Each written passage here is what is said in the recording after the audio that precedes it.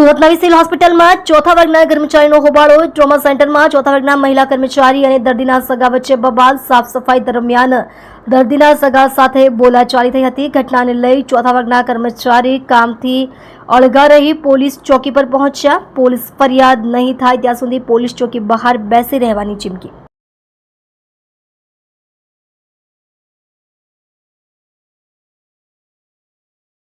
આ તો એટલું બધું જો આ બેનને એટલું કર્યું તો સેક્રેટરી ક્યાં ગયેલા?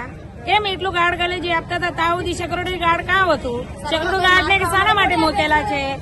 સેક્રેટરી ગાર્ડને શાના માટે મૂકેલા છે? હે આવું કરાય સેક્રેટરીને? અમે જો માવસીને જો ઊંધું ચીંધું બોલીને જાય તો પછી સેક્રેટરી મૂકવાનું કારણ જ હું?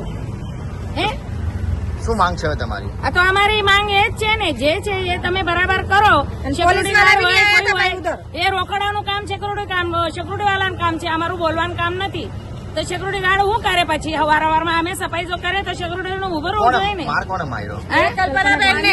આ કલ્પનાબેન ને માર્યું કેમ? પોરકલાસ વાળાને ઇજ્જત નથી, એ પેશન્ટ ના રિલેટિવ એને ગંદી મંદી ગાર્ડ આપી અને મારવા ઉભો રહી ગયો. તો પછી कल्पना क्या हुआ था? पोछा लगा रही थी, पोछा लगाते लगाते उसको मैं बोली कि आना मत भैया, पोछा लगाए थोड़ा उधर रुक जा.